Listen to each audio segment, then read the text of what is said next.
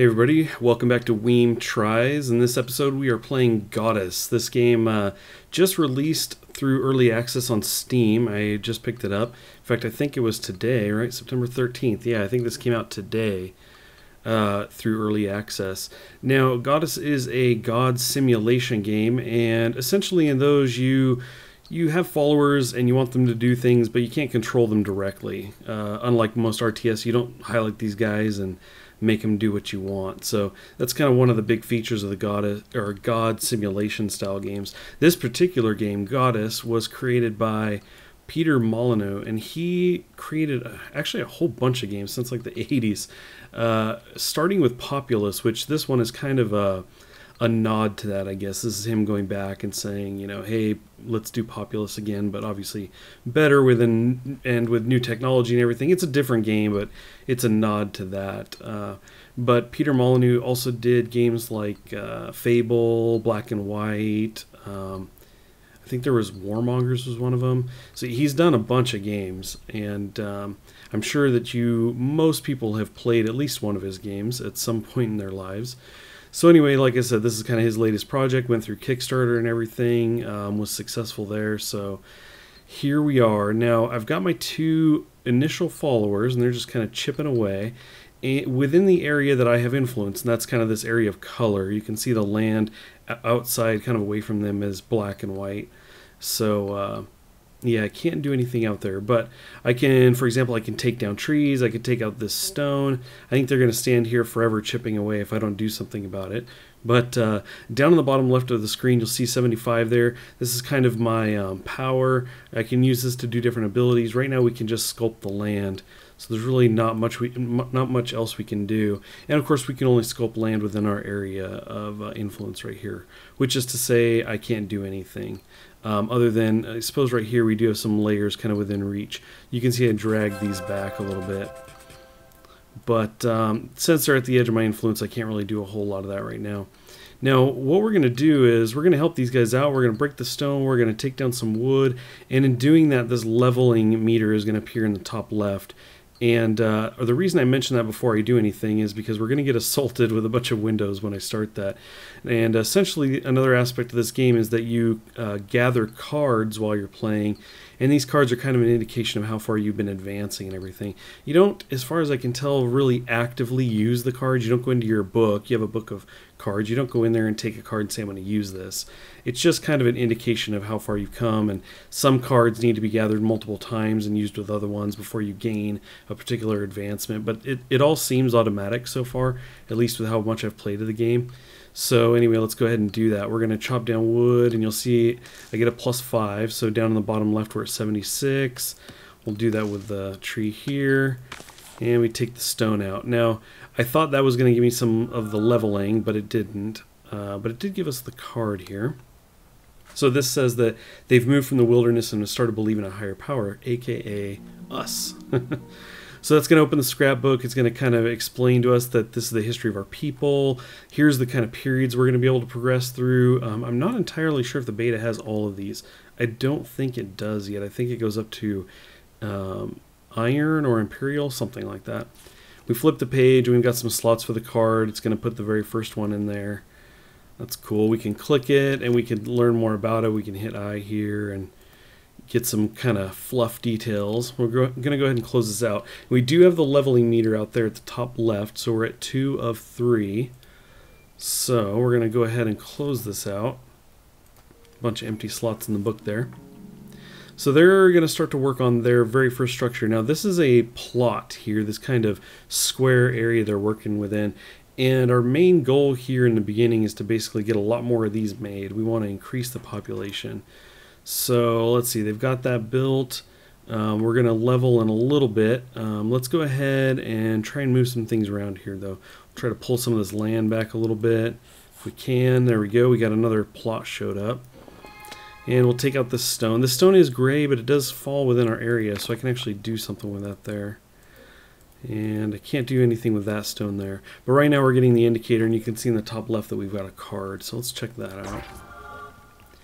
Okay, so this is telling us that our land is expanding, so our area of influence essentially is going to get bigger. So we go ahead and close this. Go on.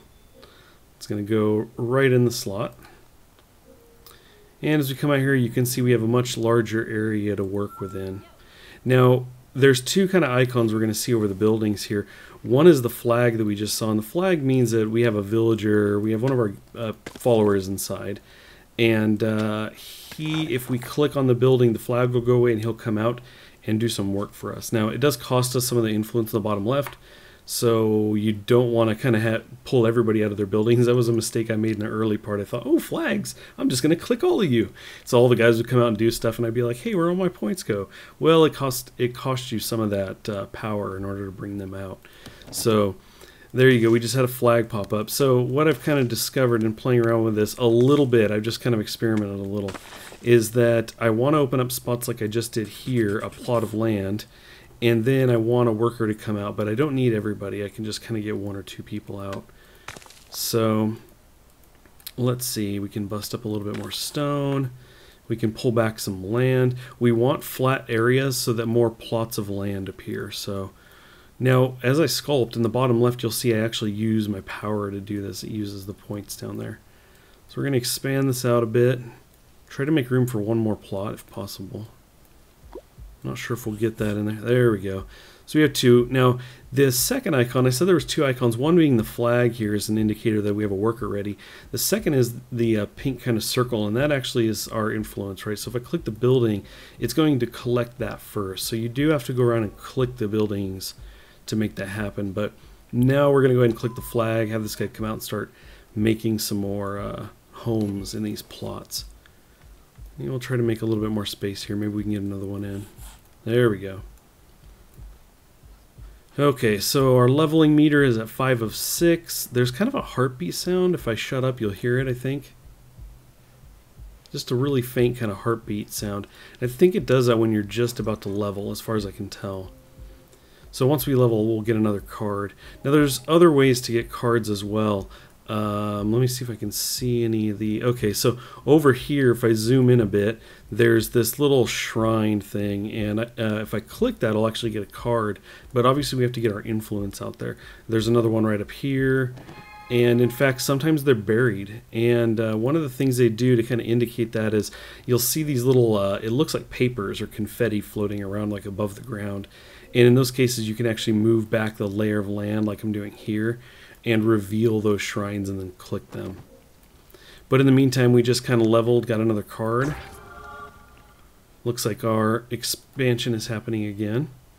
So we have an even bigger area of influence. And we have two workers essentially ready to go. So let's go ahead and bring both of them out.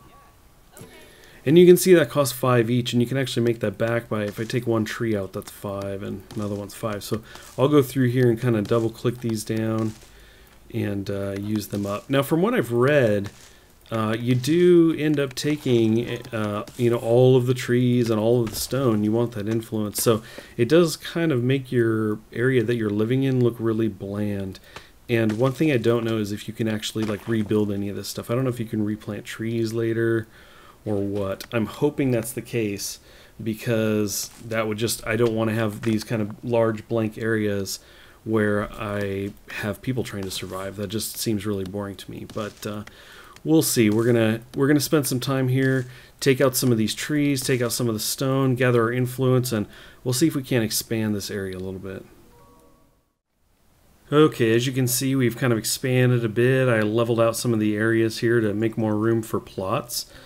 And yeah, we got, let's see, we've got a good 6 plots open or so. Now I did get a couple new cards, and if I bring this guy up, let's see if we can kind of check these out. So one of the ones I got was Smart Sculpting, and it allows you to double left click, and you can push and pull areas of land, which is cool. Instead of just dragging, you can double click. And we did expand our area of influence again, so that was cool. So we have quite a large area, and we did uncover a couple shrines here, so I thought I would show you those. Blurp, blurp, blurp. So go ahead and open one of these guys. We got some wood, and sometimes you'll get cards that require other resources as well, so like that card will be played on another one. Here we got another wood, and felt. So here we have a card that required felt, and it actually used it. Now I think, let's see, is this going to be, yeah. So this now unlocks this society card, so the larger adobes can be built.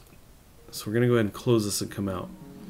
So this one up here you can see is now, it actually increased its size. There were 3 up here and it changed. This one increased as well because it just had the room to do it.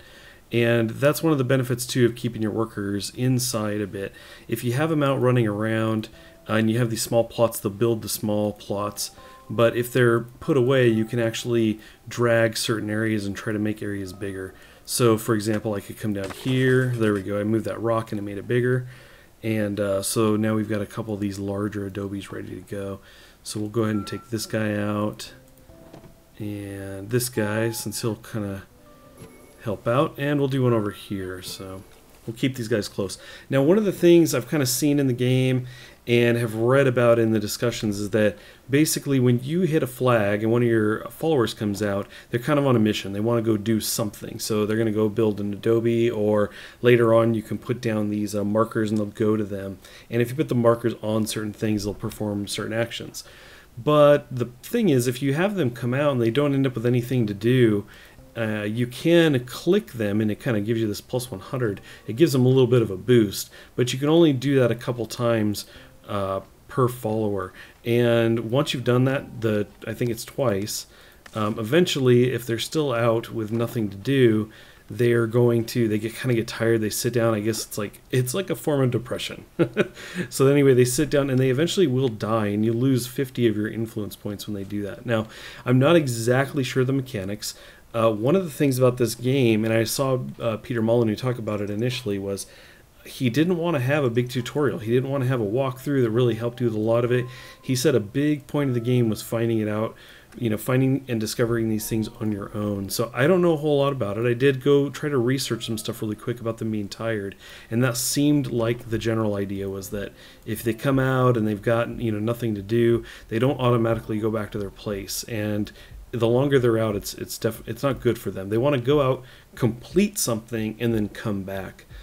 So anyway, that's something you do have to keep an eye on. Another benefit of keeping them in rather than going around and clicking all the flags and saying, oh yeah, come on out, let's get to work.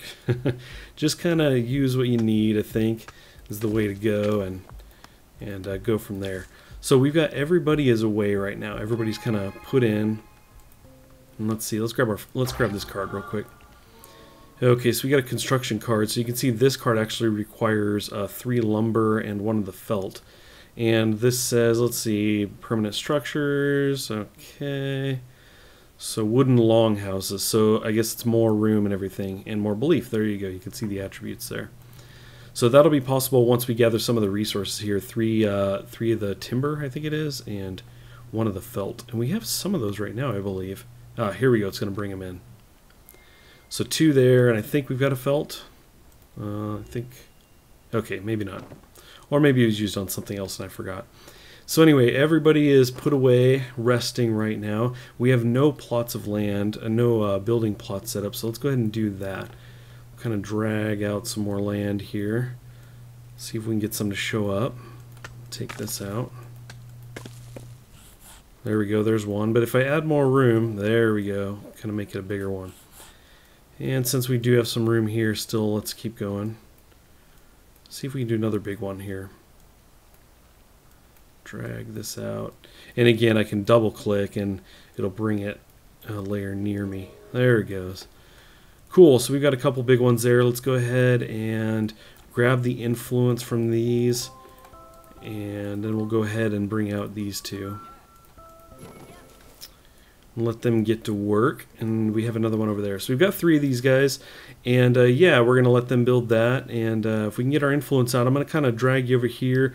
You can see, I mentioned before, this confetti or paper flying around. You can kind of see that happening right here. So there is a shrine underneath the land here. So once we can get over there, we can grab that.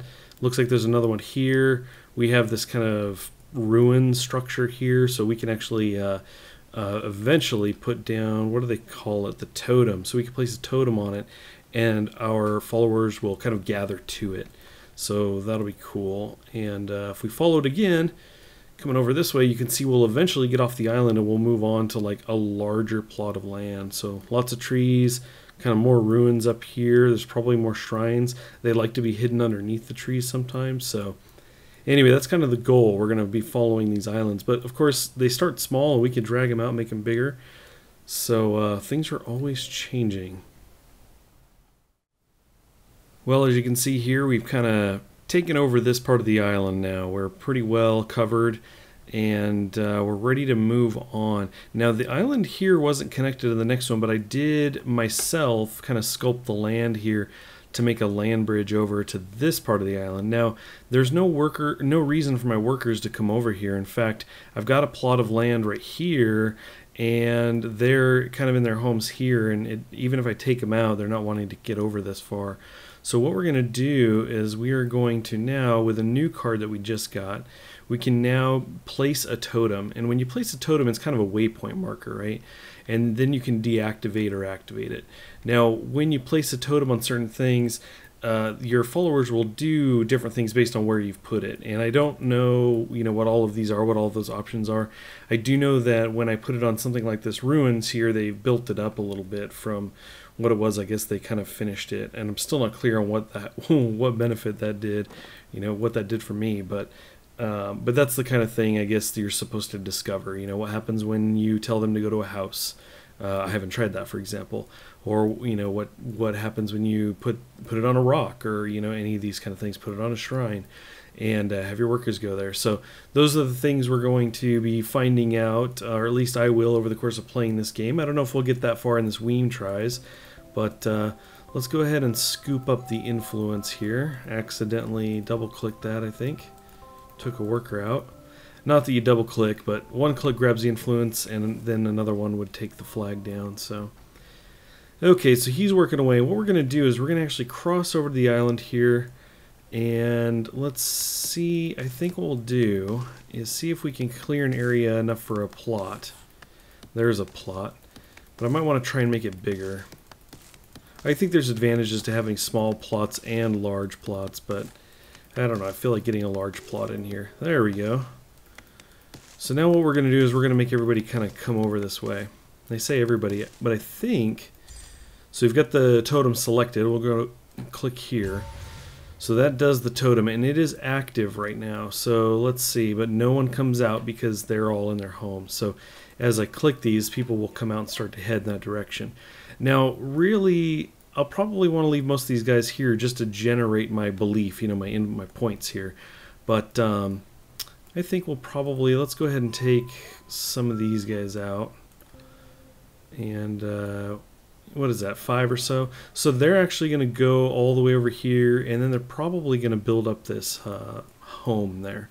And once they're there, I think maybe 1 or 2 will stay here and the others will come back, but we'll see. We can sit here and leave this active all we want, and later on, the next time I click a flag, these people are going to want to cruise over there. So I think that's kind of the case where you may turn it off if you want them to stick around and do something here.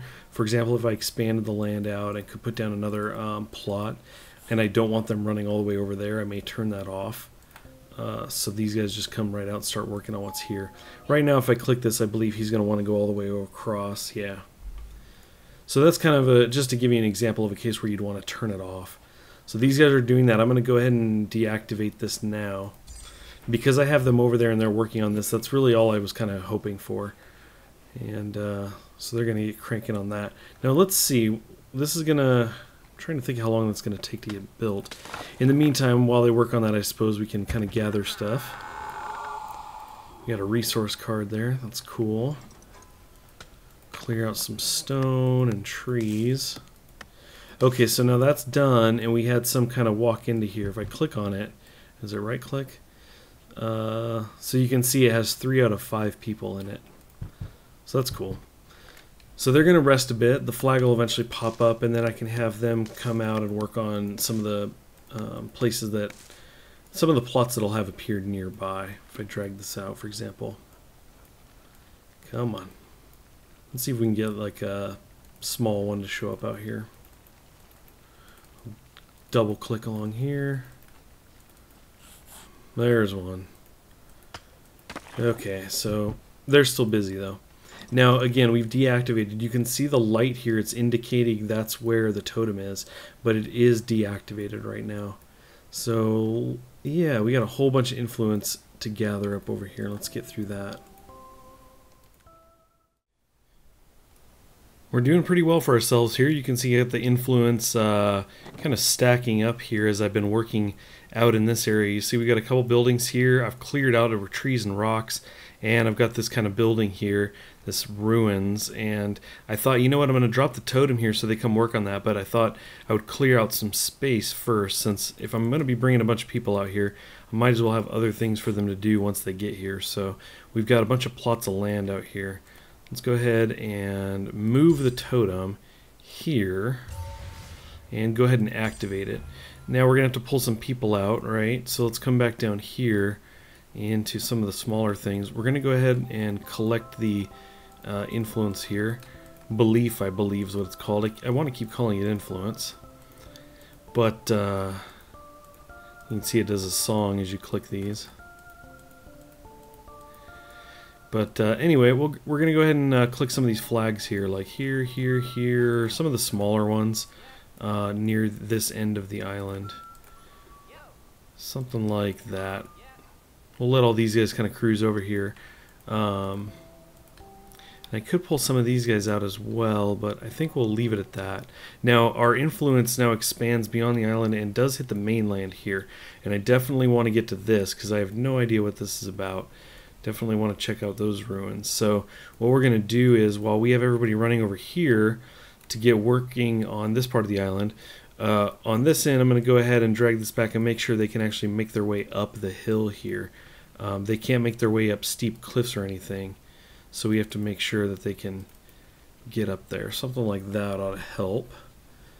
And yeah, we've got some more. You can see we kind of got the confetti stuff floating around here, the paperwork. I can double right click to make this land recede. Click on these. Let's get some resource there. That's actually going to finish out that construction card. Let me click on it. Cool. So this leads to mud brick lodges, settlements, and architecture. So cool. Let's go ahead and close out of that. Yes. That's going to go into our book. Very nice. This is advancing us. So we're getting there. So let's kind of cruise up here again. We're going to take a peek. Now we've got a plot of land ready to go. It just happened to have popped up that way since it was cleared out. In fact, there's a larger one. Cool. And these guys are here kind of hammering away at this thing. And then they should, if all goes according to plan, start working on their plots of land there. Alrighty, well, we're back at the original island here. You can see we've got a bunch of influence, or belief points, rather, kind of gathered up here. And that's kind of what I've been using this for. These guys basically hang out in their huts, believing in me. And I come gather up the points. I kind of single click through here. It's a little bit tedious. And I kind of thought, you know, this was a really weird way of doing it. Hopefully they don't... This isn't like how it's going to be. And then I realized I was looking through all the god powers over here. If I kind of scroll back up, there's the next one here called settlement. In fact, that lets you set down, kind of establish the center of a settlement.